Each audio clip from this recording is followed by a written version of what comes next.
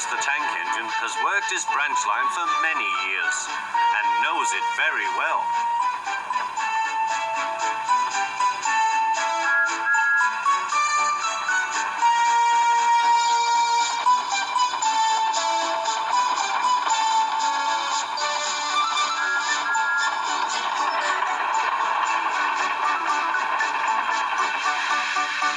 You know just where to stop, Thomas, laughed his driver. You could almost manage it without me. Thomas had become conceited. He didn't realize his driver was joking. Later, he boasted to the others. Driver says I don't need him now. Don't be so daft, snorted Percy. I'd never go without my driver, said Toby earnestly. I'd be frightened. Huh, boasted Thomas. I'm not scared. You'd never dare. I would then. You'll see. The next morning, the firelighter came. Thomas drowsed comfortably as the warmth spread through his boiler. Percy and Toby were still asleep. Thomas suddenly remembered. Silly stick in the muds, he chuckled. I'll show them. Driver said I could manage without him. I'll just go out.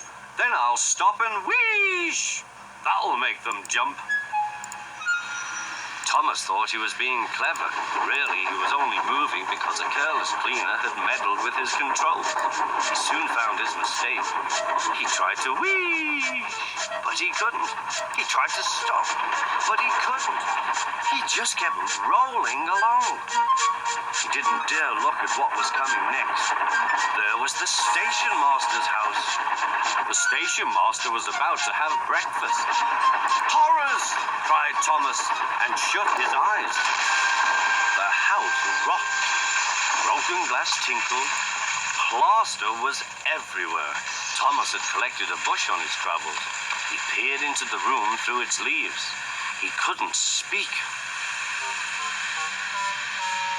The station master was furious. His wife picked up her plate. You miserable engine, she scolded. Just look what you've done to our breakfast. Now I shall have to cook some more. She banged the door. More plaster fell. This time it fell on Thomas. Thomas felt depressed. Workmen propped up the house with strong poles and laid rails through the garden. Meanwhile, Donald and Douglas arrived.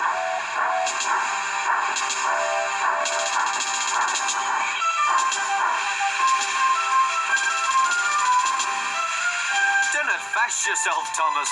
We'll soon have you back on the rails, they laughed.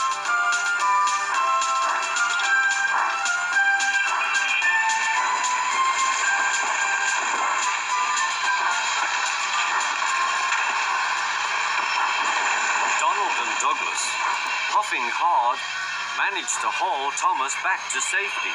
Bits of fencing, the bush, and a broken window frame festooned his front, which was badly twisted. The twins laughed and left him. Thomas was in disgrace. There was worse to come. You are a very naughty engine. I know, sir. I'm sorry, sir. Thomas's voice was muffled behind his bush. You must go to the works and have your front mended. It will be a long job. Yes, sir. Meanwhile, a diesel rail car will do your work. A diesel, sir? Thomas spluttered. Yes, Thomas. Diesels always stay in their sheds till they are wanted. Diesels never gallivant off to breakfast in station masters' houses.